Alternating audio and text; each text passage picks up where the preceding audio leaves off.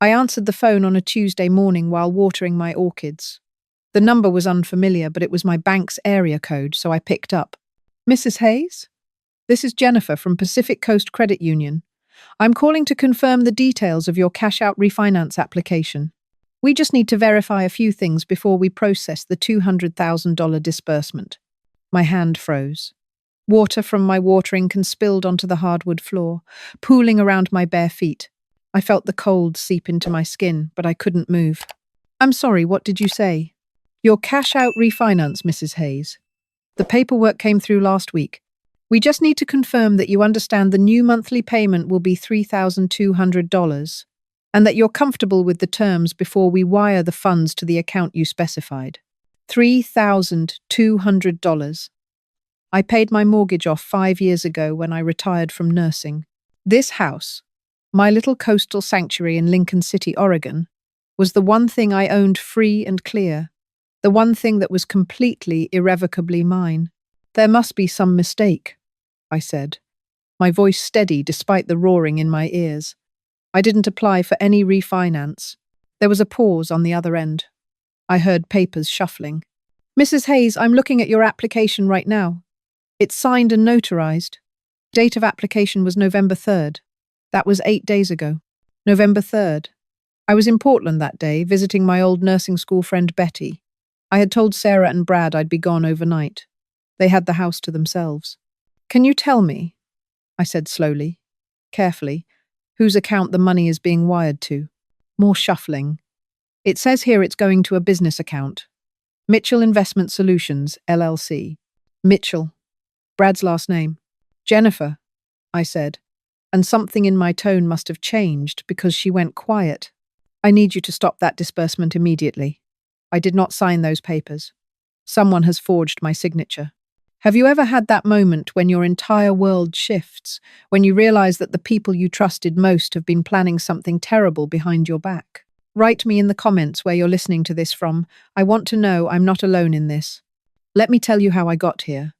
My name is Margaret Hayes. I'm 62 years old, and I spent 35 years as a registered nurse in the cardiac unit at Good Samaritan Hospital in Portland. I've seen people at their worst and their best, held hands with dying patients, watched miracles happen. I thought I understood human nature. I thought I could read people. I was wrong. 3 years ago, my daughter Sarah married Brad Mitchell. She met him at a conference in Seattle where she was presenting on patient care protocols. Brad was there representing some tech startup that claimed to revolutionize hospital scheduling. The company folded 6 months later, but by then, he had already moved on to his next venture. Sarah was 30 at the time, intelligent, kind, a nurse like me. She'd always been a good judge of character, or so I thought. When she introduced me to Brad, I'll admit, I had reservations. He was charming, too charming. The kind of charm that felt rehearsed, like he'd practiced his smile in the mirror. But Sarah loved him, and I had raised her to be independent, to make her own choices. They got married in a small ceremony at Cannon Beach. I paid for half of it, even though Brad kept insisting his investment portfolio could cover everything. I should have asked more questions then. For the first 2 years, everything seemed fine. They lived in an apartment in Beaverton, both working, both contributing. I saw them once a month for dinner, sometimes more. Brad always called me Mom, which I found oddly formal, but Sarah seemed happy, and that was what mattered. Then, 8 months ago, they showed up at my door. It was a Saturday in March. I had just gotten back from my morning walk along the beach when I heard the knock. I opened the door to find Sarah with 2 suitcases and Brad behind her with 3 more. "Mom," Sarah said, and I could see she'd been crying. "Can we stay with you for a while? Our landlord sold the building. We have to be out by the end of the month, and everything else we've looked at is so expensive." Of course I said yes. What mother wouldn't? This was my daughter, my only child. My house had 3 bedrooms, ocean views, plenty of space. I'd been rattling around in it alone since Richard died 8 years ago anyway. "Stay as long as you need," I told them. "We'll figure it out." That was my first mistake. Not setting a timeline, not asking enough questions, not trusting the small voice in the back of my head that whispered something's wrong. The first few weeks were nice, actually. Sarah and I cooked together like we used to when she was young. Brad was pleasant, helpful even. He'd carry in my groceries, fix the leaky faucet in the guest bathroom, mow the lawn without being asked. He had a way of making himself indispensable. But slowly, things changed. Brad started working from home from my dining room table, taking video calls at all hours. His business was something to do with cryptocurrency consulting, helping people invest their retirement funds into digital assets. I didn't understand it, and when I asked questions, he'd smile that practiced smile and say, "It's pretty technical, Mom. Don't worry about it. Just know I'm helping people grow their wealth." Sarah picked up extra shifts at the hospital. She was gone 12, sometimes 14 hours a day. When she came home, she was exhausted, barely able to eat before collapsing into bed. Meanwhile, Brad's consulting seemed to involve a lot of coffee breaks, a lot of phone calls, not a lot of actual work. I started noticing small things. Brad would go through my mail when I wasn't looking. He'd ask seemingly innocent questions about my finances. "Mom, how's your retirement fund doing? With inflation and everything, you should really think about diversifying. I could help you, you know.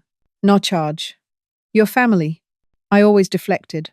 Something about the way he asked made my nurse instincts kick in, the same instincts that helped me spot a patient crashing before the monitors even alarmed. Then, about 4 months in, I came home early from my book club to find Brad in my study. My personal files were spread across my desk, the ones I kept in the locked drawer. The drawer was open. "Brad?" I stood in the doorway. "What are you doing?"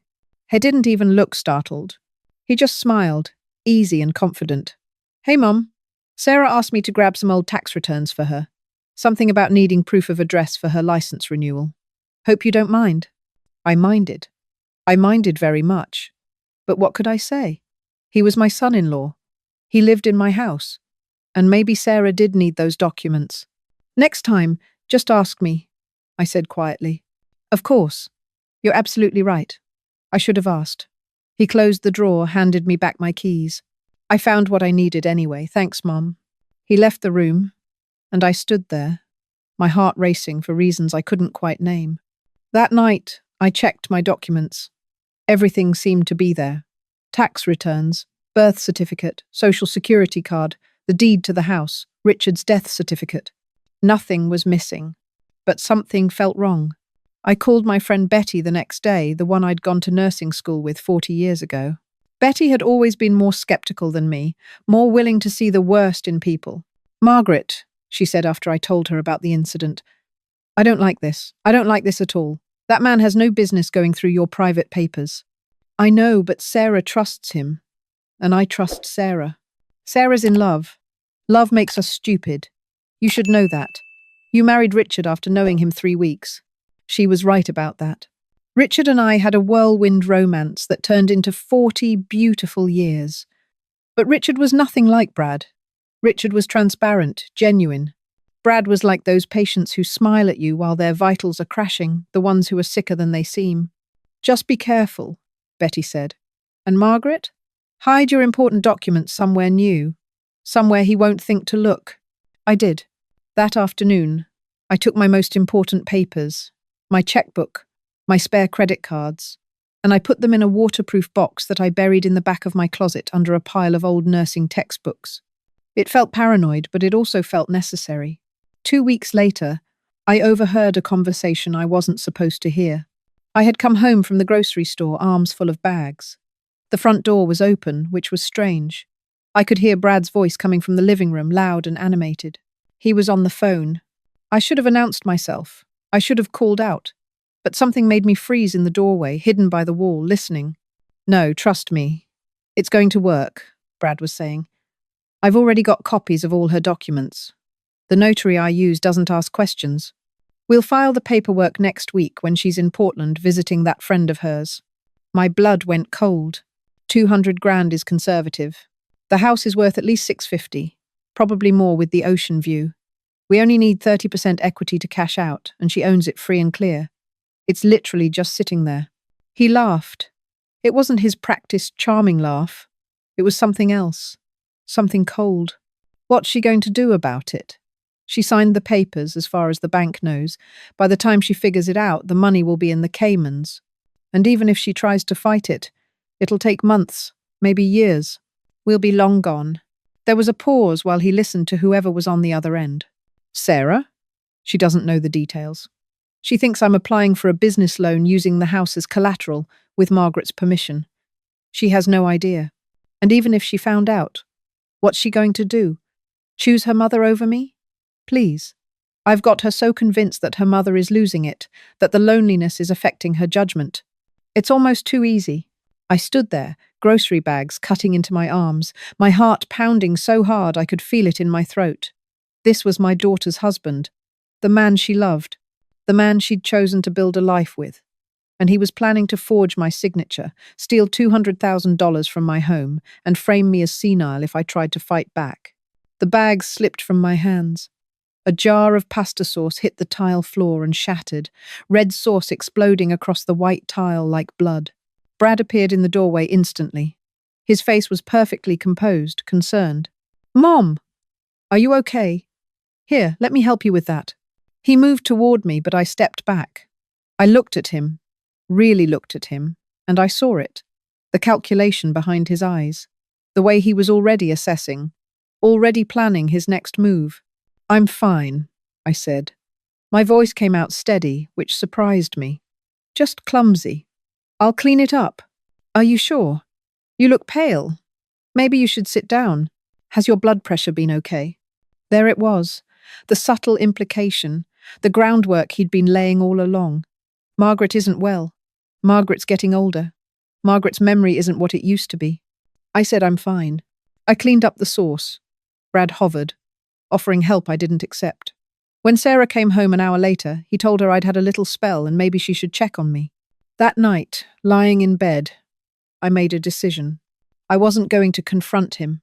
I wasn't going to cry or scream or beg Sarah to believe me. I was going to do exactly what I'd done for 35 years in the cardiac unit when a patient was coding. I was going to stay calm. I was going to assess the situation. I was going to gather my resources. And I was going to save myself. The next morning, I called the bank. "I'd like to put a fraud alert on my account," I told them. "And I want to be notified immediately of any new applications for credit or loans in my name." "Of course, Mrs. Hayes. Can I ask what prompted this?" "Just being cautious," I said. "You hear so many stories these days about identity theft." That afternoon, I called my lawyer, David Chen, who had helped me with Richard's estate. "David, I need to see you. It's urgent."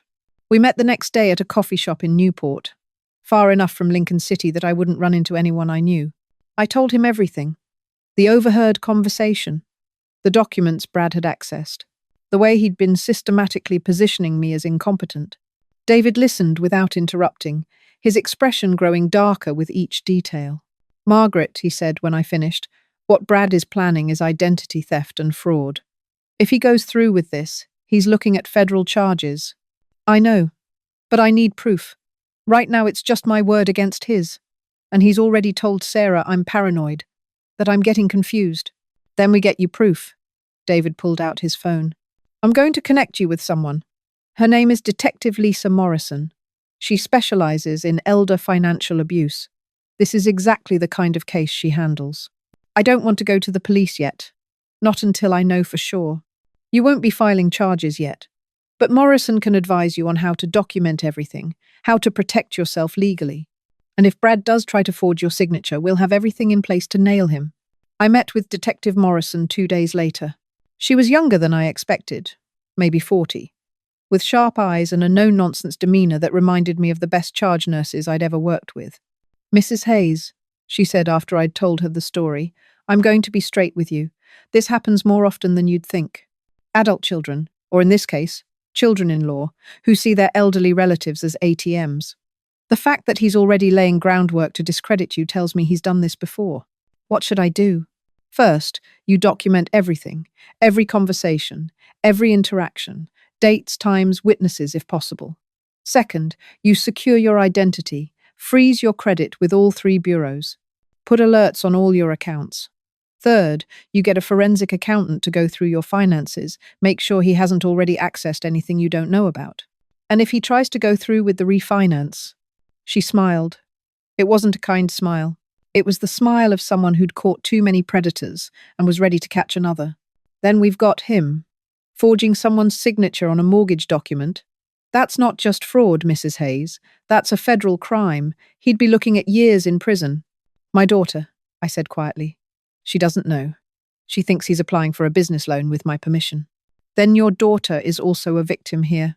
And trust me, when she finds out what her husband was really planning, she'll need you.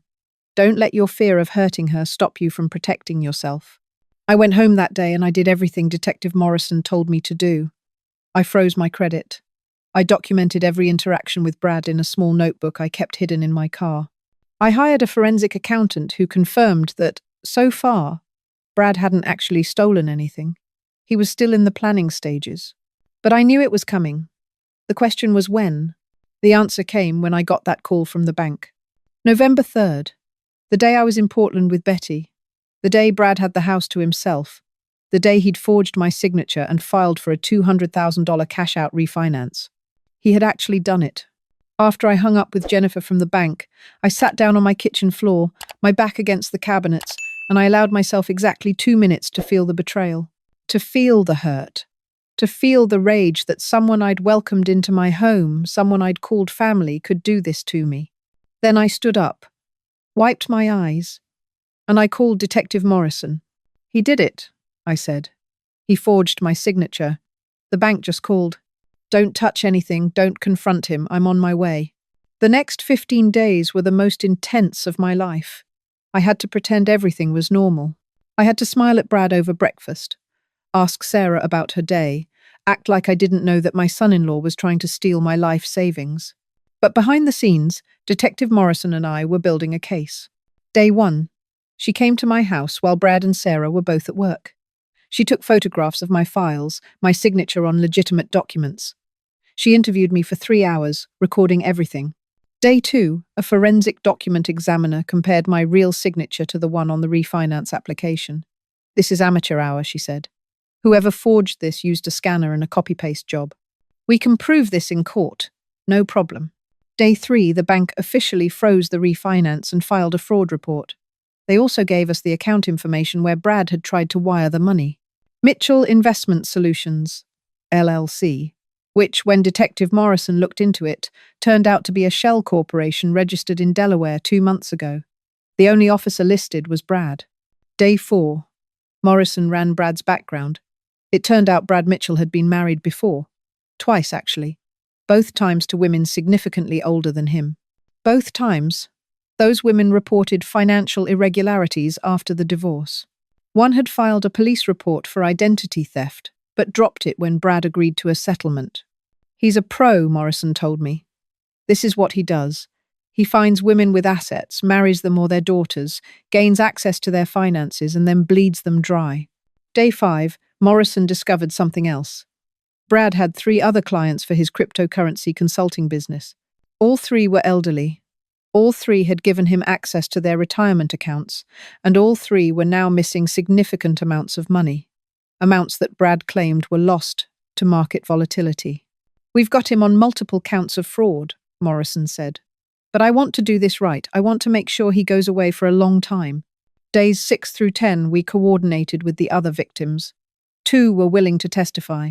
One was a 78-year-old widower named Frank who'd lost over $300,000. The other was a 65-year-old woman named Patricia who'd lost her entire retirement fund, nearly $500,000. Both had the same story. Brad had been charming, convincing, had promised them returns of 20–30%. He'd shown them fake statements, fake portfolios. And then, one day, the money was just gone.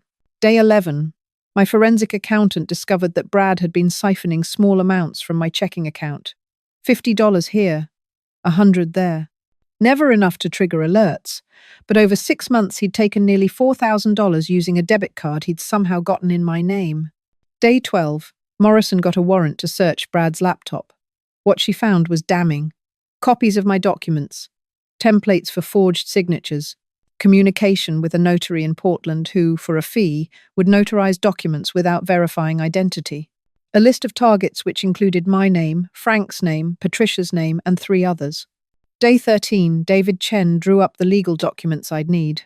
Restraining order, eviction notice, Power of attorney revocation, though I'd never actually given Brad power of attorney. He'd forged that too. Day 14, I did something that felt both terrible and necessary. I called Sarah. "Sweetheart," I said, "I need to talk to you about something. Can you come over after your shift? Just you, not Brad." She showed up at 7, still in her scrubs, exhausted from a 12-hour shift in the ICU. "Mom, what's going on? You sounded worried on the phone." I sat her down at my kitchen table. I made her tea, and then I told her everything. I watched her face as I talked. Watched the confusion, then the denial, then the dawning horror. "No," she kept saying. "No, that's not possible. Brad wouldn't. He's been helping people. He's been—" "Sarah, I have proof." I showed her the bank statements, the forged signature, the background check on Brad's previous marriages, the statements from Frank and Patricia. She read through everything in silence. When she finished, she just sat there, staring at the papers, her hands shaking. "He told me you were being paranoid," she whispered.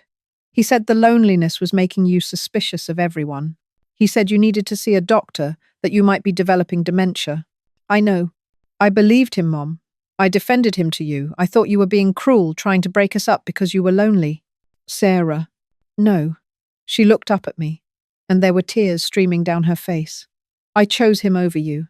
When you tried to talk to me about your concerns, I shut you down. I told you that you needed to give him a chance. I told you that you were being unfair. You didn't know. I should have known. I'm your daughter. I've known you my whole life. I should have trusted you." We held each other and cried. And then Sarah told me something that made my blood run even colder. "Mom," she said, "Brad's been pushing me to take out life insurance on you. He said it was smart planning, that you're getting older and we should make sure you're covered.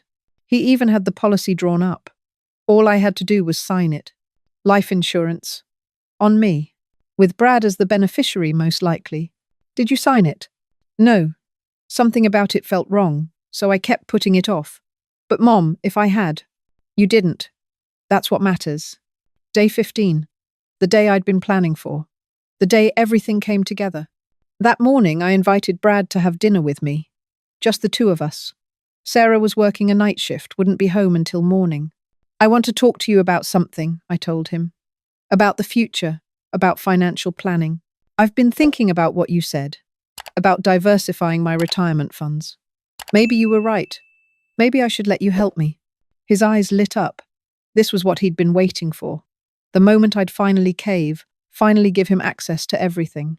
"Of course, Mom. I'd be happy to help. Why don't I pull together some information, and we can go over it at dinner?"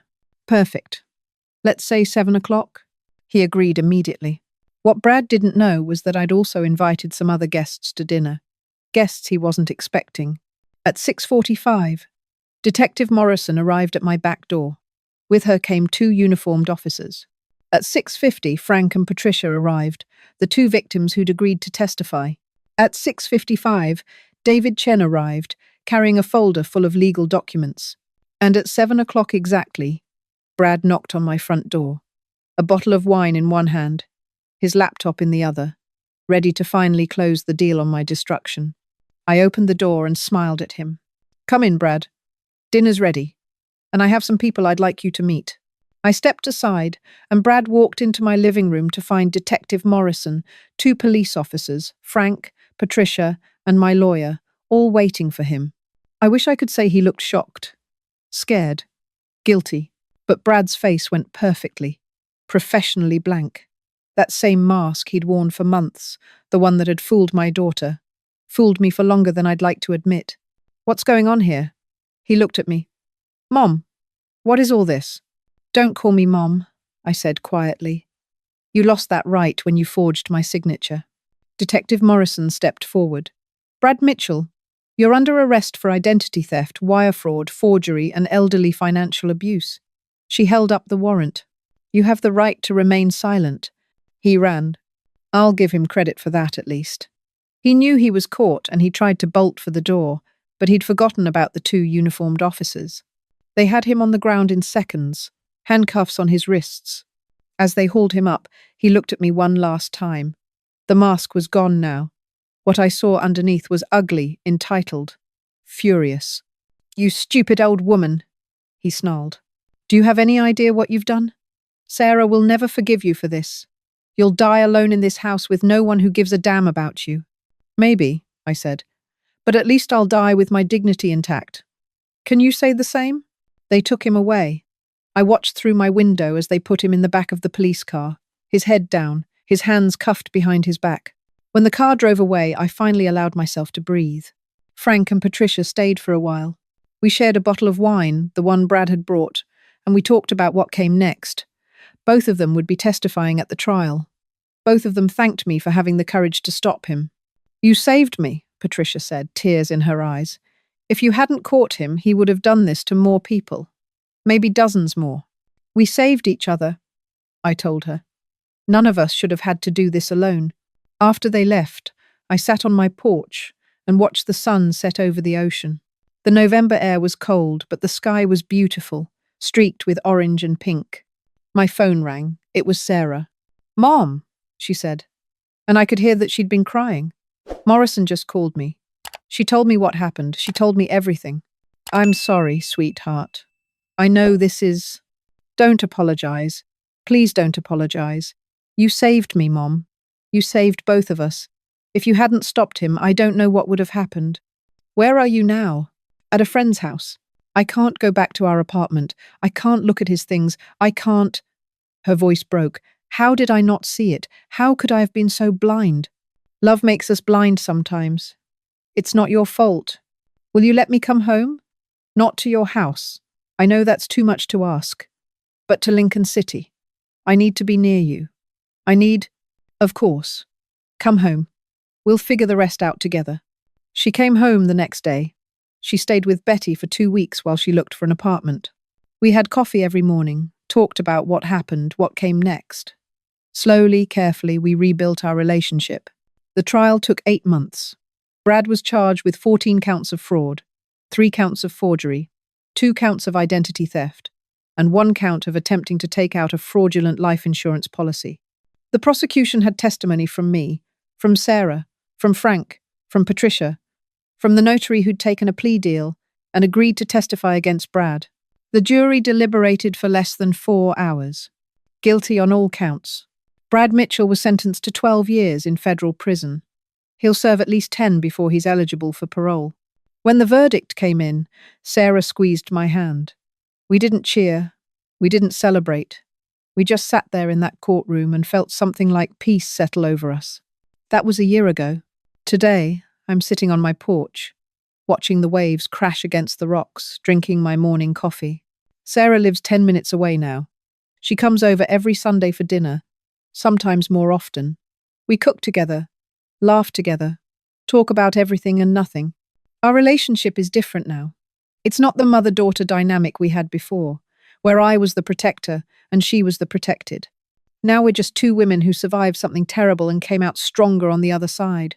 Sarah started therapy. She's working through the guilt, the manipulation, the betrayal. She's dating again. Carefully, slowly. The new guy is a high school teacher named Daniel who makes her laugh and has never once asked about her finances. I started a support group for victims of elder financial abuse. We meet every Thursday night at the community center. There are usually 8 to 10 of us, all with similar stories. Some were victimized by their own children, some by caregivers, some by people they thought were friends. We share our stories. We share our strength. We remind each other that we're not stupid, we're not weak, we're not to blame. We were targeted by professionals, by people who make a living exploiting trust. Frank is in the group. So is Patricia. We've become friends, the 3 of us. Sometimes we meet for lunch, compare notes on how the restitution process is going. Brad was ordered to pay back everything he stole, but money from a prisoner's wages comes slowly. We've all accepted we'll never see most of it again. But that's okay, because what we got was more valuable than money. We got our dignity back. We got our power back. We got our lives back.